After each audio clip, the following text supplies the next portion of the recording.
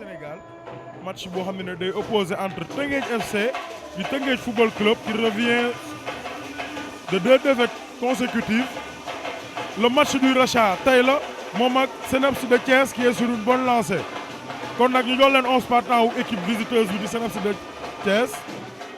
Dans les buts nous serons Massamba Ndiaye, Mohamed Sall comme capitaine, Baye Arona Sadio, Alassane Fall, Malik Olivier Ndiaye, Djibril Sine, Omar Ngala Ciss, Matar Tine, Ismaïla Sané, Mafousi Omar Rami ak Pape Massar Djité. ñi nga xam ne mooy équipe bii nga xam ne mooy réceptionné tey muy Teungueth Football Club. Nous aurons dans les buts Baye Assane Cissé. En axe central nous aurons Malikou Ndoye ak Babacar Diop. Arrière gauche Pape Waly Ndiaye. Le match de rachat bi nga xam ne moom la waa Teungueth war a def pour se racheter lors de ces 2 dernières sorties. Pas du match qui vient d'être donné. Lu muy def mi ngi xoolaat milieu terrain bi jox na milieu offensif am Baye Djibi écarté na si Pape Waly Ndiaye. Pape Waly lu muy def centré na kan la fay fekk ballon récupéré par Pape Waly Ndiaye. Coup franc faute offensive ma ngay dem di progresser ballon récupéré par CNEPS ña ngay wëyal ballon récupéré par Babacar Diop mu jox bi Djibril Silla qui déclenche l'assaut offensif mi ngi progresser lu muy def centré na naroon naa dugal ay kaam but arbitre nee na corner. Touche pour CNEPS Excellence de Thiès et nous jouons à la 5e minute.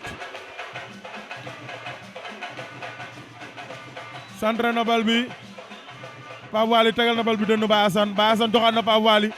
Touche pour CNEPS jox na bal bi numéro 9 bi Omar récupéré par Babacar Sarr qui dégage ballon récupéré par Djibril Silla lu muy def door na bal bi ballon sauvé par Baye Assane Cissé qui sauve les meubles. Touche joué rapidement Mamadou Seck Babacar Sarr Mamadou Seck lu muy def jox na bal bi Pape Waly Ndiaye da koy récupérer wala du ko récupérer wul bal bi Baye Djibi ki récupère la balle tombal na bal bi Djibril Silla dugal na bal ba but de Teungueth FC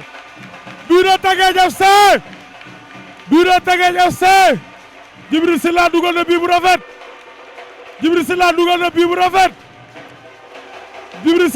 na bii bu rafet contrôle de balle dafa passe boppam toj kër gi joli bii de Djibril Silla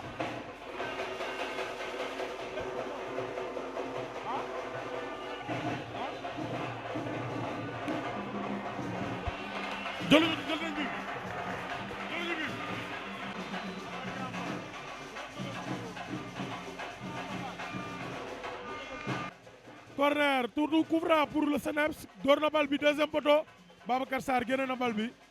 bloc haut la ñuy def ñëw teg ñu pressing léegi nag ñun il faut ñu def ay contre. mais deuxième mi-temps yaa po vent de. waaw mais deuxième mi-temps aussi ñoom système bi ñu fu wale woon ak vent bi peut-être ñun suñu excentré yi ñoom Sakho ak Baye Djibi peut-être dina leen may possibilité ñu mën a gaaw indi bal bi quoi ni mu doon tardé ci premier mi-temps bi incha allah. jërëjëf sa baay. Deuxième période qui s'apprête à commencer. Coup franc tiré par Malik Olivier Ndiaye fu mu koy def premier poteau wala deuxième def na ko ci suuf ballon récupéré par Pape Ousmane Sakho lu muy def tulli na bal bi récupéré par la défense de CNEPS qui s'appuie sur son capitaine boo xam ne tëmbal na bal bi ba perte Baye Djibi di téye bal bi lu bëri di ko perte bi di Matar Tine doon lu mu def ballon récupéré par Omar Ngala Ciss en de jeu joxe na bal bi arbitre nee na coup franc lu mu def delloowaat na bal bi arbitre nee na hors-jeu. Pape Moussa Djité ngi doxal dribble na palage bu taaru bal nee na coup franc bien placé pour CNEPS Excellence yàlla bu mu dugg coup franc très bien placé pour CNEPS Excellence.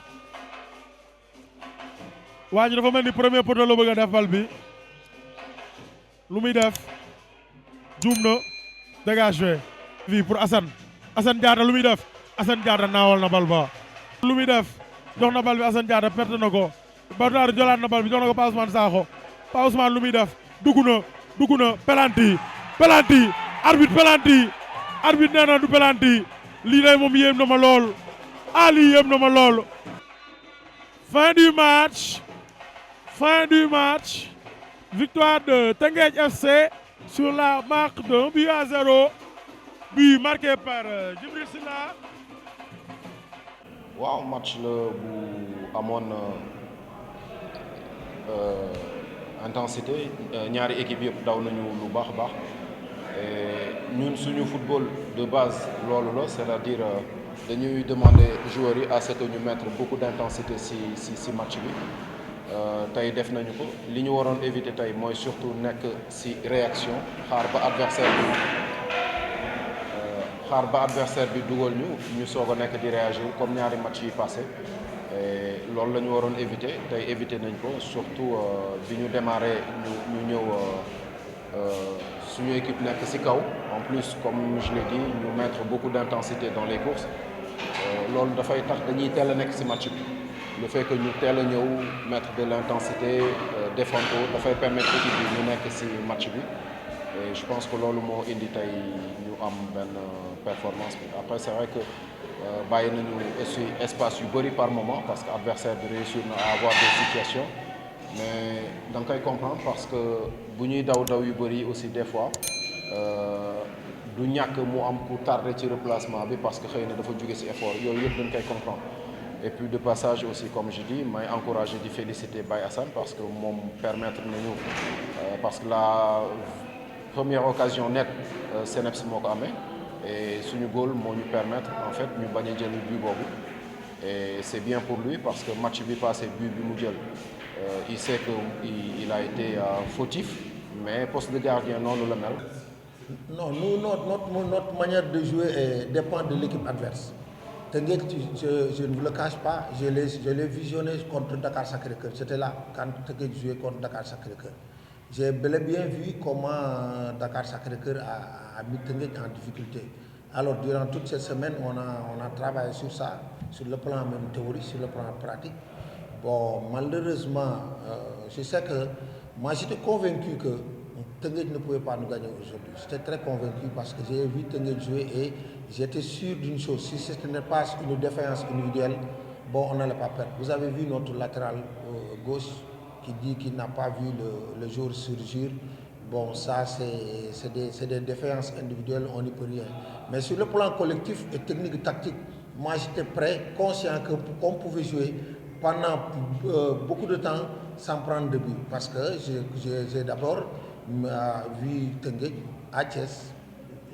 Vous savez, Teungueth, on l'a joué ici en match amical en début de saison. Teungueth nous a battu 6-0. On est parti chez nous en championnat, à la deuxième journée, on l'a rencontré à Thiès. Mais Teungueth a souffert. Maintenant aussi, c'est ce même plan-là qu'on devait mettre. Vous savez, il y a même des joueurs qui étaient prévus dans ce match-là et qui ne sont pas entrés parce que nous, on devait jouer Teungueth d'égal à égal jusqu'à pendant les 15 dernières minutes pour maintenant l'attaquer. On avait des joueurs très véloces de dehors qui attendaient au moins les 15 dernières minutes pour rentrer et mettre une stratégie d'attaque. Mais malheureusement, le but a tout faussé et d'ailleurs c'est comme ça le football, en tout cas ce qui est sûr. Mais nous, notre situation de jeu dépend de l'équipe adverse que nous devons rencontrer.